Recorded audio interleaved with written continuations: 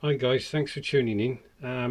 Another Matchbox Monday, and I am over the moon about the fact that I'm showing you today an actual Matchbox box. So a Matchbox kit within the Matchbox box, as opposed to a Matchbox kit in a Revelry pop box.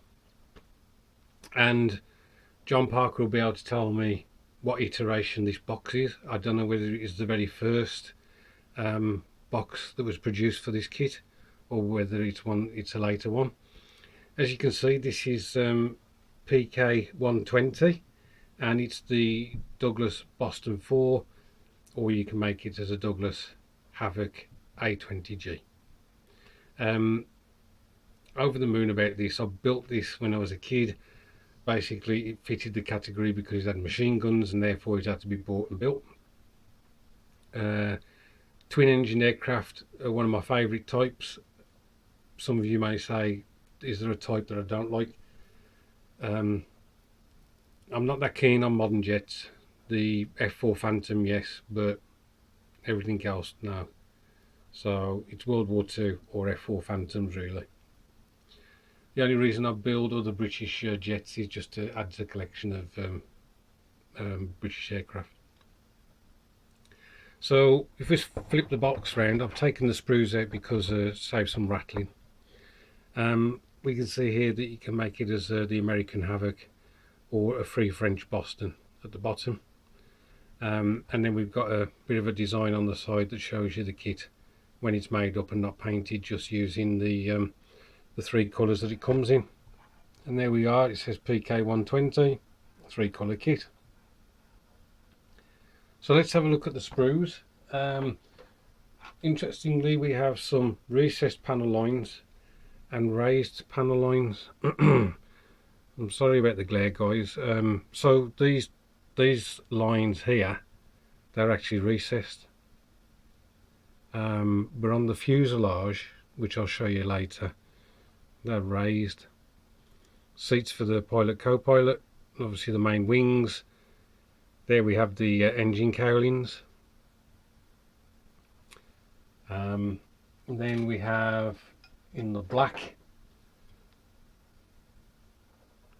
we've got the wings here. And as I say, this detail here, these oval shapes, they're raised. And I think that's raised as well, although that line going up there is recessed. I've got the wheels on this sprue, engines, props, and the main wings, and also a bit of the tail there. And then we have a brown sprue, which is the fuselage. Not a big plane, really. Possibly slightly bigger than a Mosquito, which is interesting.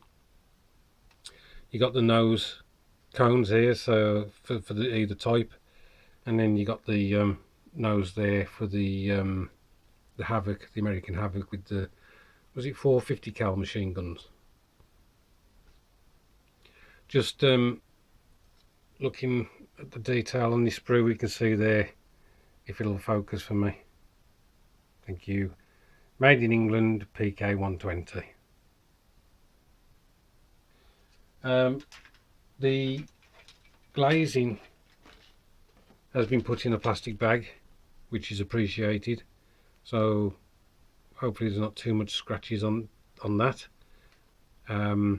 Quite thick, but again, as John Parker will tell you, it's quite nice and clear.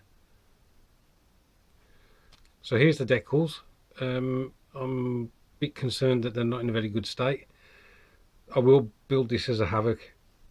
I'm just hoping the stars and bars won't be an issue because I've got plenty of those hanging around. I'm just hoping that I can make something out of the Green Hornet logo for the front of the aircraft. Finally, the good old Matchbox instructions. These are some colour callouts for some of the smaller detail, and then we get the instructions step by step. And to be honest with you, just having the instructions, the Matchbox instructions in front of me is great. I just used to pore over these.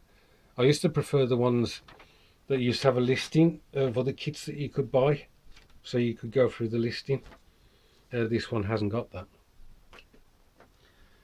So there we are, guys. I managed to pick up 4 or 5 kits from the store, and I will show them over the coming weeks.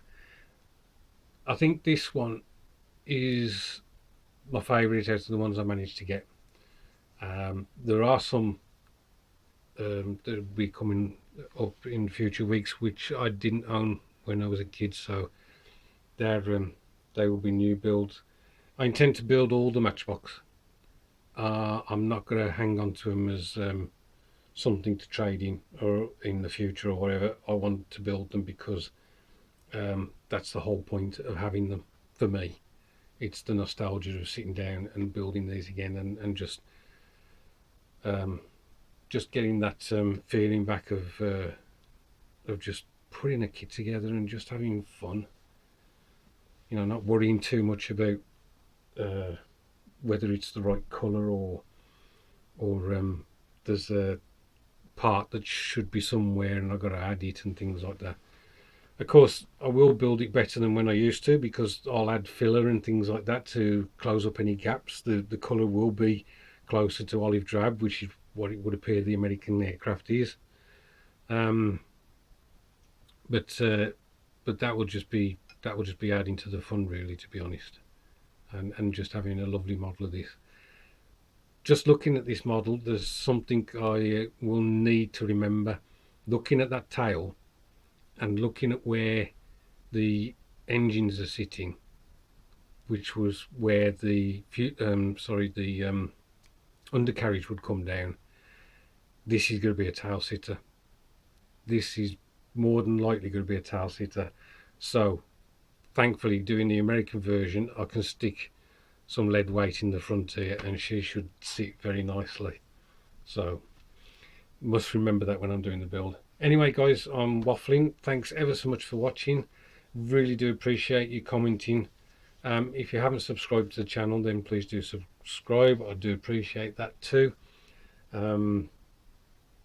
So yeah. Anyway, take care of yourself, guys, and I'll catch up with you soon.